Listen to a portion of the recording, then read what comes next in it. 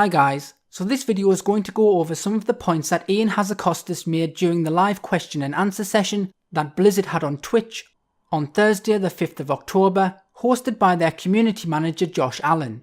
This just covers some of the points that were of interest to me. So they started off by mentioning artifact appearances. Ian said that there would be no new updates on artifact appearances after Legion. You will still be able to unlock all of the appearances later, except for the Mage Tower and Mythic plus 15 appearances. The same rules will apply to the Druid forms. So what they are saying is that once the Legion expansion is over, and you're maybe level 115 in the new expansion, for example, you won't then be able to go back to the Mage Tower and obtain them, as you would simply just steamroll every boss due to you being so overpowered, meaning you would bypass all mechanics.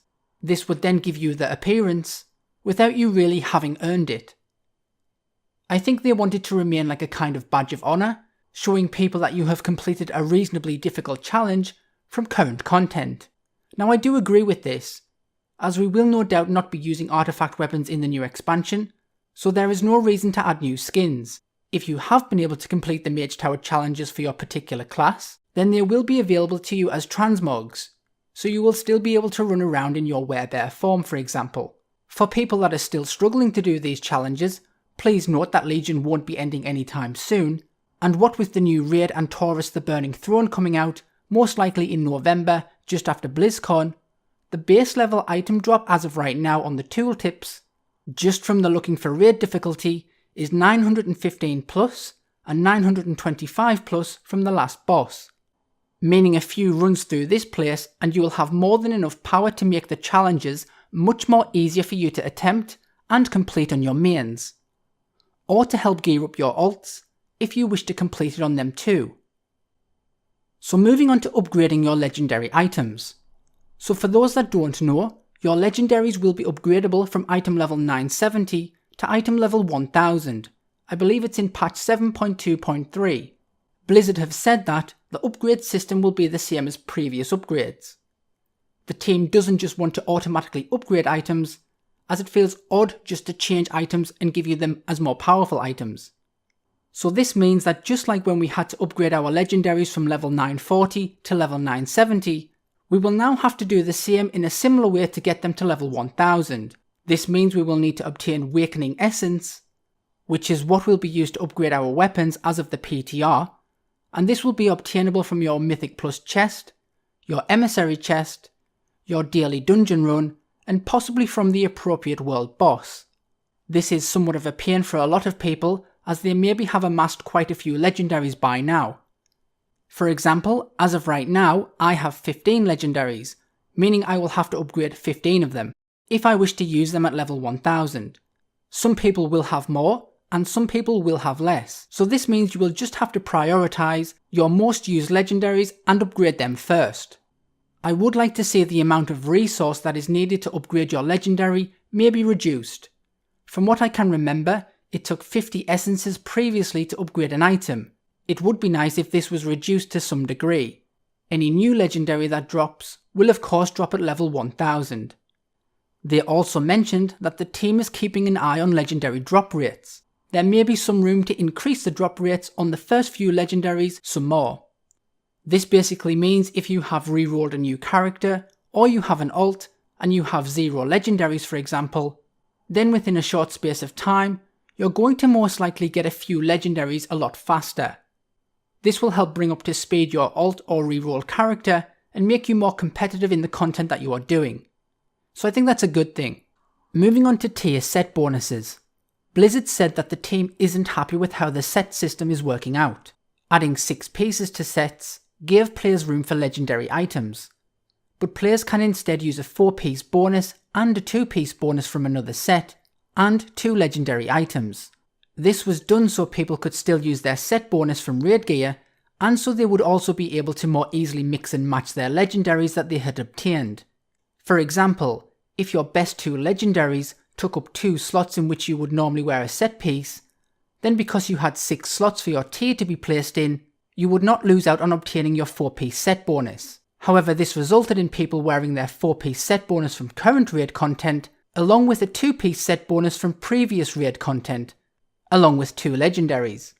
The main reason for this is that for certain players, the 2-piece passive set bonus from previous raid content was far more desirable than the current gear had to offer. So what this meant was that out of the 14 slots you have available for gear, potentially 8 of those were taken up by your legendaries and set piece bonuses, meaning it left only 6 slots that you could put new gear in. This then meant that certain gear, say from your Mythic Plus chest at the end of the week, would or could be potentially useless. So unless Blizzard come up with a new system on how to solve this issue, and it is a tricky issue and will require some thought, they will either need to remove the ability to wear multiple set bonuses, or reduce the number of legendaries that can be equipped in future content to free up gear slots. So moving on to follower mission rewards. Blizzard have said that when the Taurus raid missions become available, you will need those high level followers to access them. So that means you will need at least a few of them to be at least 950. They said that the team doesn't want the max level missions to feel not rewarding enough, so the hotfix has been implemented to bump up the rewards. I'll admit I've not paid attention or noticed what those rewards are yet if it has been implemented, but I'm sure I'll notice them in time. As of right now though, the mission rewards are all kind of boring. I'm not saying that to criticise at all, as doing follower missions is not the reason I play WoW. However, the only reason I really do them is the fact that they are a nice way to earn gold, artifact power, and for gearing up your alt's faction reputation. However, the one time I really enjoyed actually doing a follower mission was when I obtained Meatball, who is a hidden follower and bodyguard. Click the link in the description box below if you don't already have him. You are able to obtain him if you complete a number of follower mission quests. Now these were nothing difficult, but it was something different. So if Blizzard could maybe expand on something like that, then that would be cool, and a lot of fun to do. So briefly moving on to the Crowcool Flute, aka the Argus flight whistle. Blizzard have said that they are working on a hotfix for the Argus whistle, which will make it account wide. Now this is purchased when you hit Revered on your main with the Argusian Reach for 400 gold, and it makes your flight whistle be able to be used on Argus. This is very good news, as having to obtain the reputation for all alts to be able to use this was kind of silly.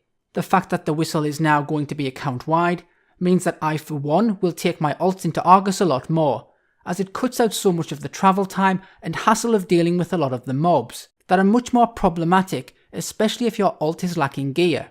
So I for one am really happy about this, and no doubt everybody else is. Now moving on to flying.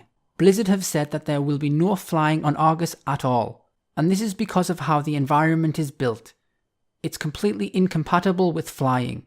Generally, there is a zone in an expansion that never allows flying.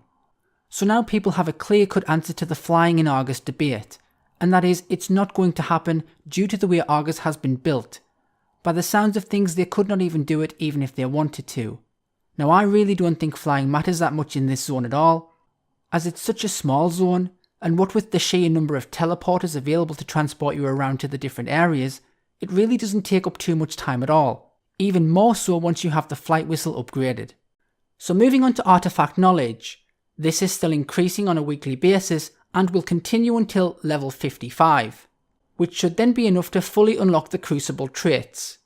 There are no plans to raise the cap beyond 55, as there's no real reason to. There is also no planned catch-up system for the Netherlight Crucible, as that is what the artifact knowledge is for. So now we know that 55 will be the cap for artifact knowledge, which means in about 9 weeks of this video, we should hit level cap. So that would be in the first week of December on whenever your reset day is. So it's not that far away really.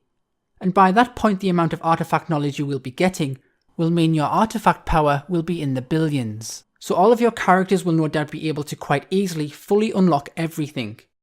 So anyway guys, those were my thoughts on some of the topics that were addressed in the question and answer session. I'll leave the link to the full VOD in the description box below if you're interested.